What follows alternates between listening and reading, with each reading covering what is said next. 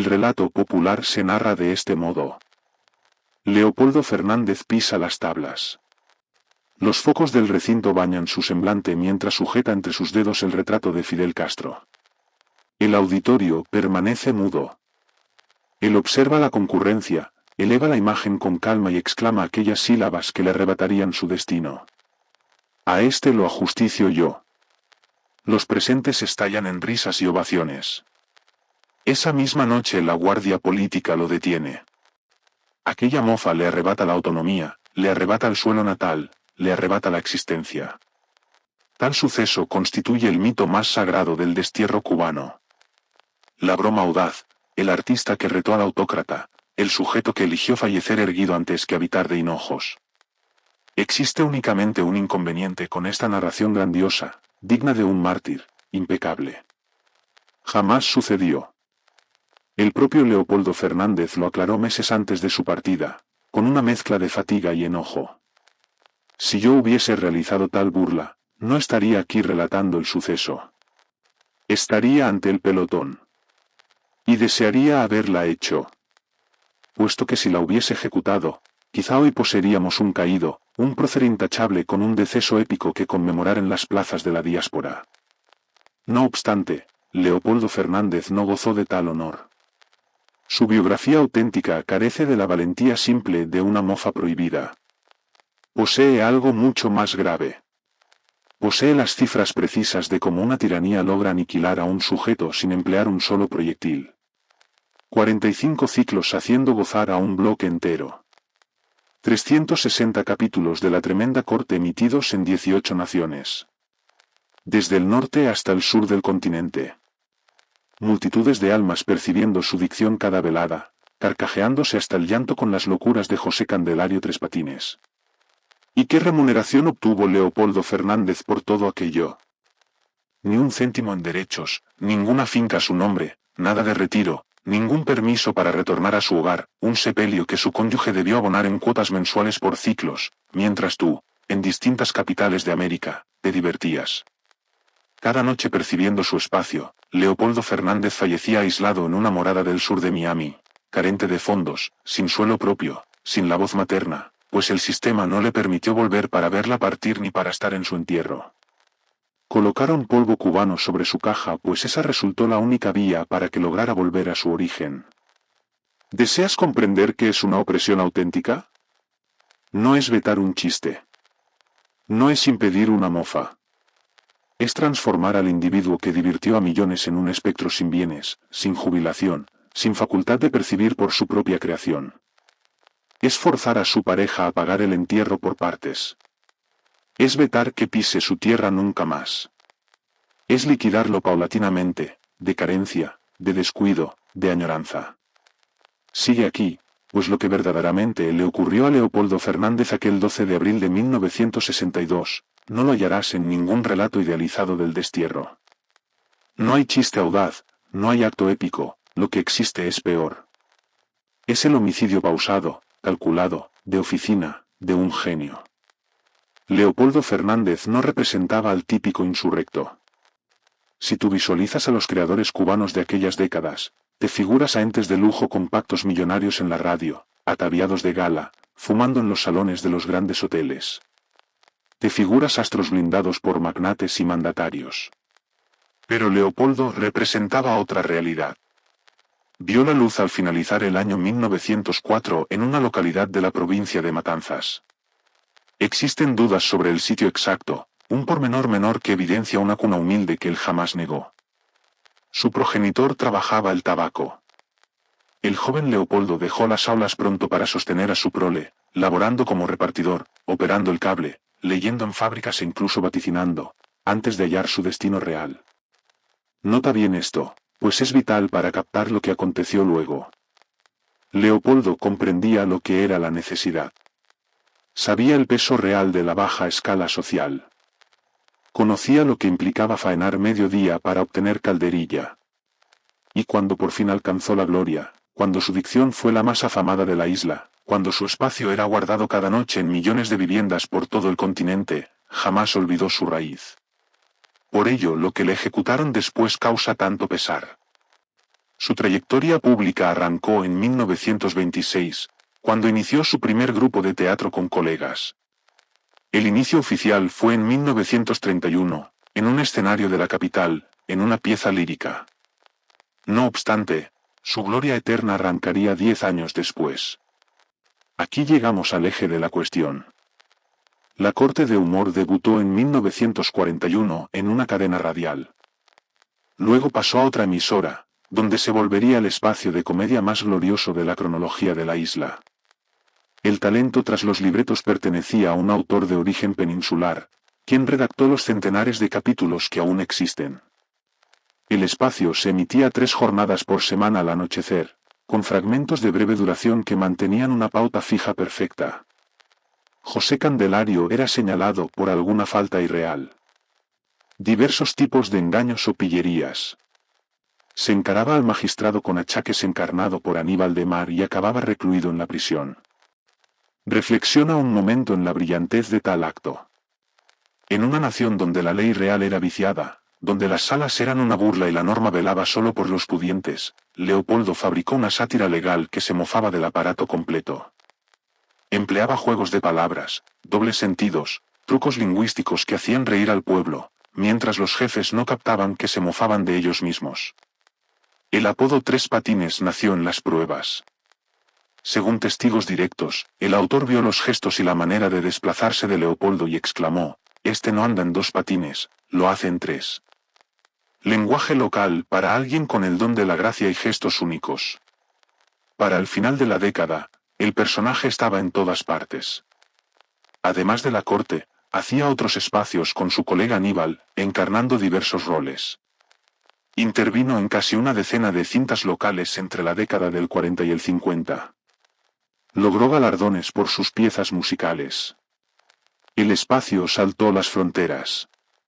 Se percibía en toda la región caribeña y continental. Un relato muestra su fuerza. En una nación vecina, un jerarca buscó prohibir el programa, temiendo que los niños imitaran el habla del personaje. El jerarca perdió el puesto por el rechazo de la gente. Ponte en el lugar de aquel funcionario un instante. Visualiza pretender vetar algo que la masa adora tanto que están dispuestos a entregar a un cargo público para conservarlo. Tal era la potencia de Leopoldo Fernández. Sin embargo, aquí llega lo más turbio. Cuando el mando cambió en 1959, recibió un suelo donde la dicción más influyente, más amada, más potente en la psique colectiva no pertenecía a ningún dirigente. Pertenecía a un cómico de más de 50 años que jamás se metió en política. Y aquello era intolerable. Desde aquel año, el sistema inició el silenciamiento ordenado de la sátira en la isla.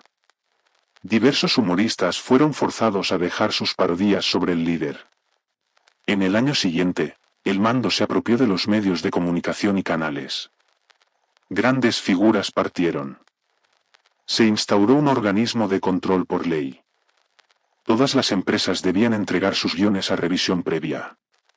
Al poco tiempo se suprimieron todos los espacios de humor. Estudia esto conmigo un momento. Una administración que dice hablar por la masa, que dice pugnar por el bienestar general, que dice proteger la raíz propia, impidió de forma ordenada que el ciudadano riera. Borró de un plumazo décadas de saber cómico. Transmutó el país entero en un juzgado donde solo se toleraba un mensaje, el propio. Durante los tiempos finales del personaje en su tierra, el mando enviaba grupos a boicotear sus actos con gritos políticos. Una velada se produjo un tiroteo por parte de agentes durante un show. Para inicios de la década del 60, su grupo había cumplido más de un año de funciones seguidas, prueba de que siguió faenando bajo acoso hasta que fue insostenible. Y entonces aconteció aquel día de abril. Visualiza el teatro. Noche cerrada. La obra avanza. Leopoldo está en el foco haciendo lo que domina, sacar sonrisas a un local lleno. El público olvida por un rato las carencias, las filas, el miedo político. Por un tiempo la isla vuelve a ser el sitio donde es lícito reír. Y de pronto las entradas se rompen. Ingresan tipos con barras de metal, agentes del orden. Gritan consignas, rompen muebles, tiran al techo. El caos se libera. La gente huye hacia afuera. Gritos y llanto de los presentes. Leopoldo Fernández observa desde arriba cómo anulan su entorno. Esa velada estuvo retenido solo unas horas, pero desde entonces pasó a ser un vigilado especial, bajo acecho constante. El sistema empleó el suceso como excusa para clausurarle el recinto para siempre. No hubo mofas directas, no hubo acto de valor irreal. Solo hubo la afrenta pública, el miedo planificado y el recado nítido para quien creyera que era viable crear de forma libre en el nuevo orden. Aquí tocamos la esencia del mal. Se cuenta que durante aquel breve encierro le propusieron algo. Podía quedarse y laborar. Solo debía cumplir un requisito, convertir su espacio en una herramienta de alabanza al régimen. Hacer que su personaje se burlara de los opositores, de los que se iban. Según relatos que corren en el exterior, Leopoldo dijo, prefiero pasar hambre que envilecer a mi creación. Hay quienes afirman que tal frase marcó su fin más que cualquier burla. Leopoldo Fernández partió de la isla al acabar el año en un barco de carga, junto a más de 1000 desterrados.